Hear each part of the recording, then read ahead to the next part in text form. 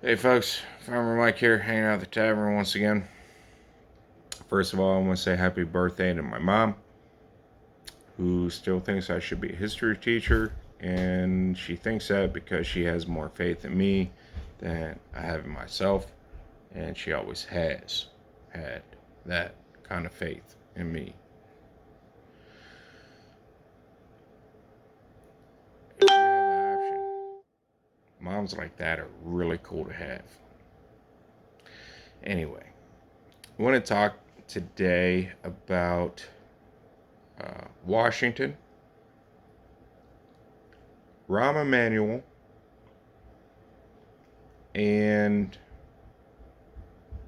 never letting a crisis go to waste, I guess. And Jefferson Davis, just for a minute. So, the other day on Twitter, a guy who likes to portray himself as Jefferson Davis, and I'm not saying that he just puts, Jefferson Davis as his name. He likes to say things like, when I was president, or I wrote this section. Okay, been dead a long time. It's not really Jefferson Davis. But he's still a neo Confederate, wants the South to rise again, blah, blah, blah, whatever.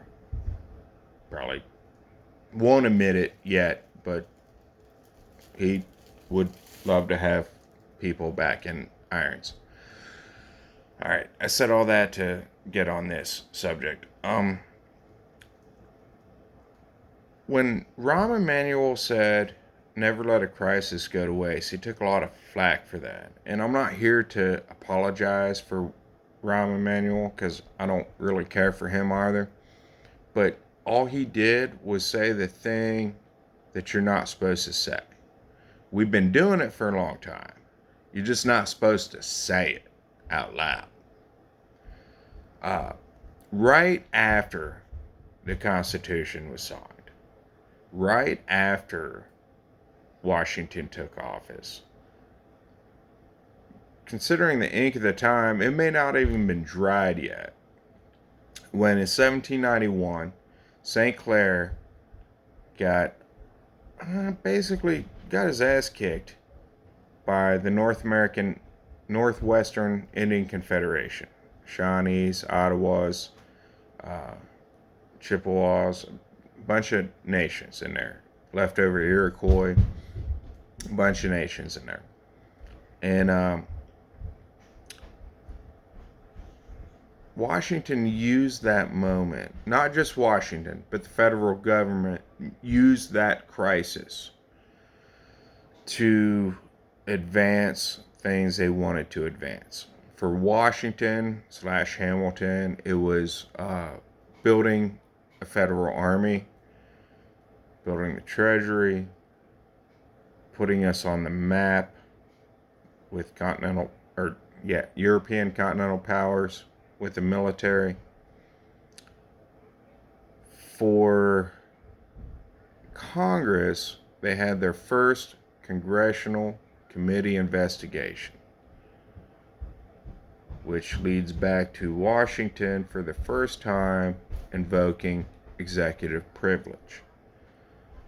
So everybody was using a crisis to advance their power, basically. What came out of that was Matt Anthony Wayne leading an army up into the Northwest, defeating what was left over of the Northwest Confederation of Indians, and signing a treaty that basically gave them all of Ohio, officially, Ohio, parts of Illinois, Indiana, etc., etc. So there were a lot of things were going on in a nation that had just previously agreed to be a nation, I guess, and had just signed the articles, well, the Constitution, but the articles of let's be a nation. So we went through the Articles of Confederation. That didn't work out. Too weak. Came to the Constitution, which that convention was basically just there to fix the Articles of Confederation, but they decided to go with a whole new form of government, which was one of the stipulations of Washington being there. Told Madison, if you're not going radical, I'm not coming. We need to completely fix this. We can't fix what we have. We need to start over, basically, is what he told Madison in letters. So, back to Washington and the Ohio country. He had a very selective view of how he dealt with Native Americans. He was, at the same time that he was pushing to destroy the Northwest Indian Confederation, he was signing treaties with the Creek Indians down south. It seems a little strange, right? Like, I'm going to make peace treaties with these guys, I'm going to make war on these guys. But Washington had claimed almost 100,000 acres, or roughly 100,000 acres, may have been a little bit over, of land in the Ohio country, Native American land in the Ohio country. So he had a vested interest in making sure that the U.S., as it was at the time, controlled that land. And at the same time, he was making peace down south, or trying to.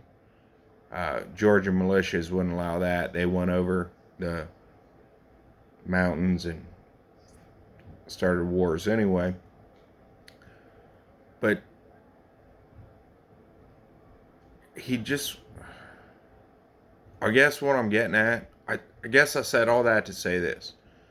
American politicians looking out for their best interests is nothing new. We've dealt with this since our very foundation. And I know I took a shot at the exalted one, and that's okay.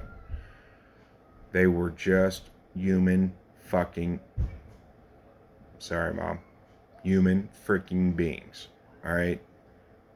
They weren't messengers of God.